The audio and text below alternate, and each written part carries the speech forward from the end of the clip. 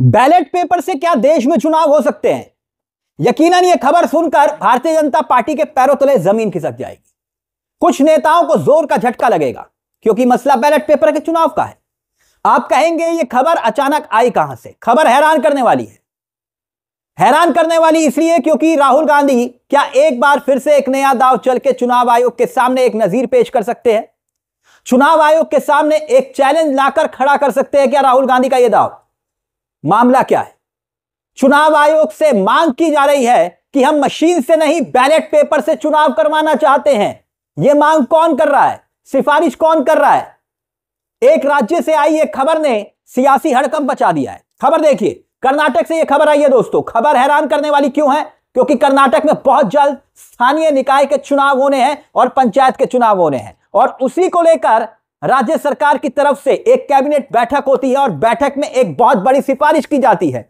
किससे? राज्य चुनाव आयोग से। और माना जा रहा है कि इस पूरे घटनाक्रम के पीछे राहुल गांधी का सियासी दिमाग लगा है, क्योंकि अगर यह हो गया तो फिर चुनाव आयोग के सामने एक नजीर साबित हो जाएगी। मामला क्या है उसे समझिए। और आज के दौर में कर्नाटक एक केस स्टडी बन जाएगा। कर्नाटक जहां पर कांग्रेस की सरकार है, और यहां से अगर एक केस स्टडी यानी कि एक मॉडल बन गया कि भाई देखिए कि यहां से चुनाव हो सकता है बिना मशीन के, तो फिर पूरे देश में क्यों नहीं?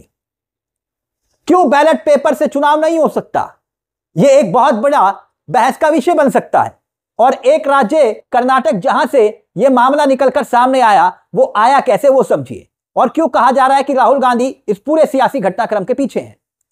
कैबिनेट की बैठक होती है गुरुवार को और राज्य चुनाव आयोग से सिफारिश की जाती है।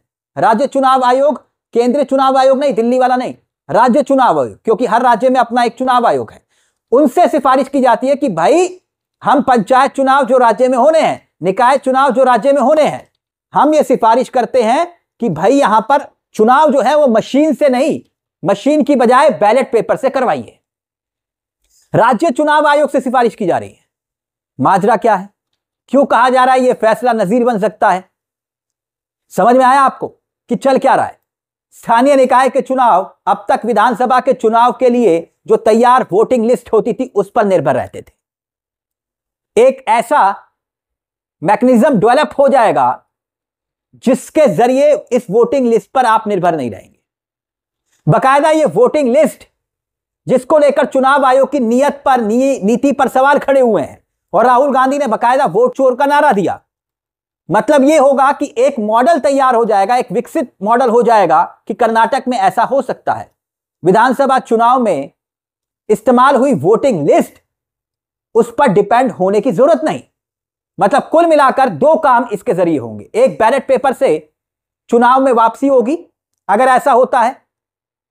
पूरी की पूरी मतदाता सूची पर चुनाव निर्भर नहीं होगा और चुनाव आयोग के सामने एक एग्जाम्पल सेट हो जाएगा मतदाता सूची को लेकर कि निकाय चुनाव हम इस फॉर्मेट पर करवा सकते हैं, तो फिर राज्य के क्यों नहीं और केंद्र के क्यों नहीं? हर लिहाज से दोस्तों आप इसे कह सकते हैं कि देश में एक बिल्कुल अलग तरीके का पैटर्न डेवलप हो सकता है। कर्नाटक में कांग्रेस की सरकार है, और आप कहेंगे भाई कांग्रेस के राज्य में अगर होगा तो फिर होगा, ठीक है, इससे क्या लेना देना? नहीं, यह बहुत बड़ा उदाहरण कैसे बन सकता है वो समझिए। हिमाचल हो, तेलंगाना हो, कर्नाटक हो, कांग्रेस की सरकार है, मगर वोट चोर गद्दी छोड़ का नारा जब से राहुल गांधी ने दिया है, यह मुद्दा सिर्फ कांग्रेस का नहीं है। कांग्रेस का ही मुद्दा नहीं है सिर्फ ये। क्यों, कैसे? अब समझिए। कुछ घंटे पहले का ही उदाहरण दे रहा हूं आपको। पश्चिम बंगाल में क्या हुआ? विधानसभा के चुनाव से ठीक पहले पश्चिम बंगाल बहुत महत्वपूर्ण है, और वहां पर विधानसभा के भीतर ममता बनर्जी चीख चीख कर नारा लगा रही थी, वोट चोर वोट चोर। किसके लिए? बीजेपी के लिए। याद आया आपको? ममता बनर्जी नहीं, अब याद करिए, एमके स्टालिन। वोटर अधिकार यात्रा में एमके स्टालिन भी शामिल हुए। एमके स्टालिन का शामिल होने का मतलब क्या हुआ कि वो राहुल गांधी और तेजस्वी यादव के इस वोट चोर के नैरेटिव के साथ खड़े हैं। एक और उदाहरण, अखिलेश यादव उत्तर प्रदेश से निकलकर बिहार पहुंचे। अखिलेश यादव ने भी इस मुद्दे को लेकर जितना एग्रेसिव वो है, शायद दूसरे इंडिया गठबंधन के नेता नहीं है। अब हेमंत सोरेन आई। हेमंत सोरेन ने अपनी भागीदारी दर्ज करवाई थी उस यात्रा में, राहुल गांधी के साथ खड़े हुए थे। तो यह सिर्फ और सिर्फ कांग्रेस पार्टी का ही मसला नहीं रह गया, बीजेपी गैर कांग्रेसी शासित राज्यों का भी मसला है, और इसकी तादाद बहुत बड़ी है। बहुत बड़ी क्यों है? क्योंकि कश्मीर नेशनल कॉन्फ्रेंस की सरकार है, कश्मीर में अब्दुल्ला परिवार। अब आइए पंजाब, आम आदमी पार्टी की सरकार, दिल्ली में भी आम आदमी पार्टी एक्टिव है। इसके साथ साथ आप तमाम राज्यों में देखिए, झारखंड में देखिए, झारखंड में किसकी सरकार है? जेएमएम और कांग्रेस की सरकार है, यानी कि इंडिया गठबंधन की सरकार है। यह मसला सिर्फ और सिर्फ कांग्रेस शासित राज्यों का नहीं रह गया है। पश्चिम बंगाल ममता बनर्जी मुद्दे को उठा रही है, उत्तर प्रदेश अखिलेश यादव मुद्दे को उठा रहे हैं, स्टैलिन तमिलनाडु में सरकार चला रहे हैं। तो फिर यह मुद्दा सिर्फ और सिर्फ अब कांग्रेस का नहीं रह गया है। हां, इसमें कोई दो राय नहीं कि बहुत लंबे अरसे के बाद कोई नेता अपना मुद्दा लेकर सामने आया, जिसने खुद अकेले दम पर प्रेस कॉन्फ्रेंस की। वो राहुल गांधी थे कि भाई देखो ये मेरे पास वोट चोरी के सबूत हैं। राहुल गांधी ने अकेले में ही इस मुद्दे को उठाया था तब, इसमें कोई दो राय नहीं। और जब यह मुद्दा उठाया तो चुनाव आयोग ने कहा हलफनामा दो, 7 दिन में देश से माफी मांगो। ना हलफनामे के बाद कोई बात आई और ना ही 7 दिन, तो अब बहुत लंबा अरसा गुजर गया। और ऊपर से यह कि बीजेपी नेताओं से यही चुनाव आयोग हलफनामा नहीं मांगता। मगर अब बात एक उदाहरण की आ गई, बैलेट पेपर से चुनाव की। 1% अगर सोचिए कि पंचायत चुनाव में, निकाय चुनाव में बैलेट पेपर से वोटिंग हो जाती है तो इसका असर क्या होगा? देश में एक नई बहस शुरू होगी। बहस यह है कि भाई बैलेट पेपर से चुनाव हो सकते हैं और वो भी ठीक ठाक तरीके से संपन्न हो सकते हैं, कोई दिक्कत कोई परेशानी नहीं हुई। गिनती के बाद इतना वक्त भी नहीं लगता। गिनती के लिए कहा जा रहा था ना कि वक्त लगता है, गिनती के लिए भी वक्त नहीं लगता।